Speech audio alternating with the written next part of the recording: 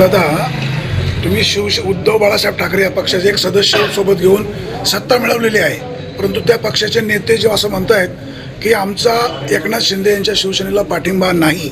वर नाही आणि इथे पण नाही असं म्हणाले. खाली मी आहे ना. आणि तुमची शिवसेना, तुम्ही अपक्ष आमदार आहात. असं आहे, शरद सोनवणेंनी हे जे गणित जुळवलंय हे जनतेच्या हिताचं गणित आहे.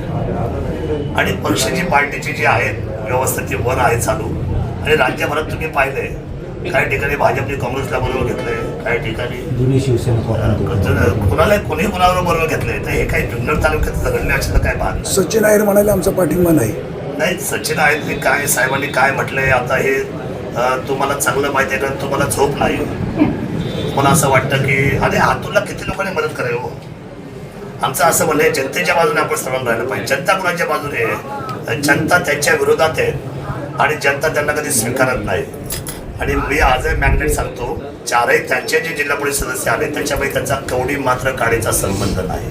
चारही जागेमध्ये काडीचाही त्यांना लोकांनी नाकारले. आणि ते कुटुंब आता लोक बिलकुल सुद्धा उंच घेणार नाही, कारण त्यांना सतत कुणाला वोट देऊन यायचं नाही. आता मी तुम्हाला काल काय बोललो त्याच्यामध्ये, मला पक्षाने सांगितलं आमच्याकडे आमदारकीचे 2 कॅपेबल कॅन्डिडेट ऑलरेडी आहेत. शरद सोडले थांबायची वेळ तर थांबेल, कुणाला संधी दिला. आमच्यामध्ये असं काय मतांतर नाही आहे किंवा आम्हाला ही खुर्चीचा फार अभ्यास नाही आहे किंवा आम्ही काही घराण्याशाहीतली मंडळी नाही. आम्ही साधी मंडळी. हा कोण आहे साध्या घरातला, त्या कोण आहे साध्या घरातला. यांचे चेहरे बघा तुम्ही, साध्या घरातले माणसं आहेत. हा आजही उभं राहून बारा देतो शेतामध्ये उभं राहून, शेतकरी आमचा कोण माणसं राजे भाऊ, कोण मंडळी आमची.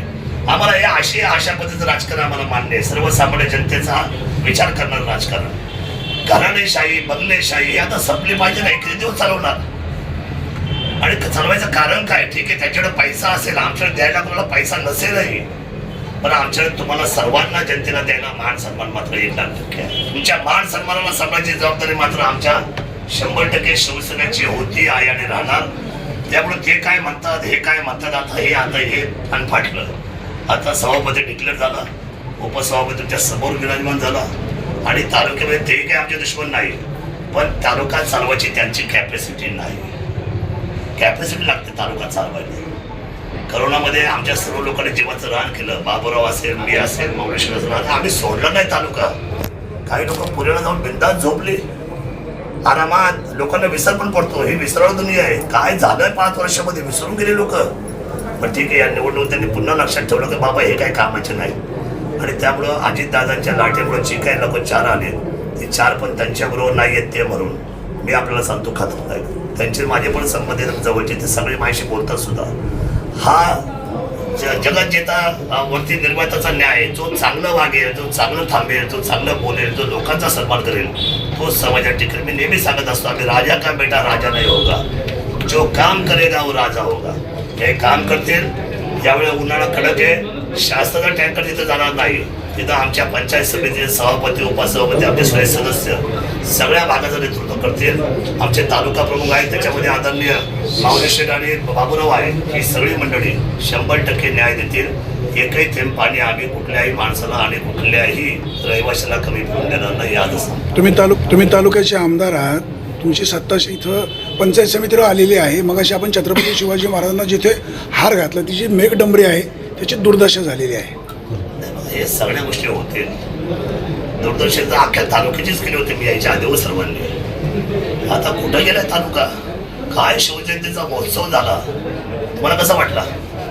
कसं वाटलं? तुम्ही सांगाल तसं वाटलं. कसं मला नाही, तुम्हाला कसं वाटलं? अरे या मातीचं खातं नेमकं बोलाल का नाही? मातीचं तुम्ही खाता, मी पण खातो, सगळेच खातो. चांगलं. मी तुम्हाला चांगलं वाटलं, मला चांगलं वाटलं. शिवरायांच्या बाबतीत मला पण चांगलं वाटलं. नाही, तुम्ही कधीच नाही बोलले. नेहमी बोललो आम्ही. तुमची मुलाखत असं आहे, बातमीला फार काही किंमत नाही. अशा बातमीला किंमत कशाला आहे? आपल्या एकमेकांच्या एकजुटीला किंमत आहे. आणि माझं म्हणणं आजही आपल्याला असं आहे, आमचे सत्तेचे बस्से आमच्याकडे डोक्यात जात नाही. आणि मी किती कुणाच्या 4 बंगल्याच्या घरात घुसणारा माणूस नाही. मी आपलं जमिनीवर पाय ठेवून काम करणार कार्यकर्ता आहे. आमच्या दूरदृष्टीने जे दिसतं काय होतं, मला आता त्याविषयी आंबेगावरून चाकरवली भेटले असं म्हणते साहेब, आमच्याकडे एवढे काही उद्योगच लोक वाढवत नाही हो. मिळून तुमच्याकडे मीडिया कमी, आमच्याकडे उद्योग वाढले जातात. बघा माहिती तुम्हाला आजही सांगतो, तालुका पुढे न्यायच्या दृष्टीने काय विचार होईल आपल्या सर्वांचा. तालुका कसा आपला पुढे जाईल. उद्योग व्यवसाय वाढले पाहिजे. उद्योग व्यवसायापेक्षा तुम्ही कधीतरी आमच्याशी कवरिंगला पण बसले पाहिजे. साहेब वेळ द्या. वेळ कशासाठी द्या? तालुक्या वाढीसाठी, तालुका पुढे नेण्यासाठी.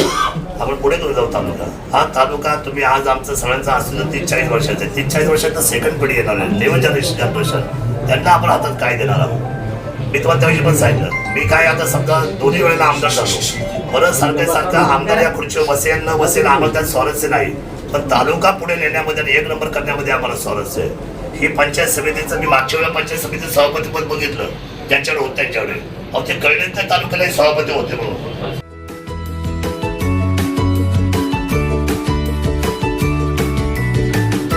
बातम्या शेतीच्या,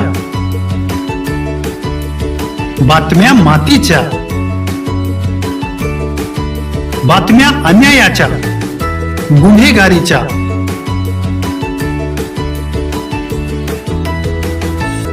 राजकारणाच्या आणि समाजकारणाच्या,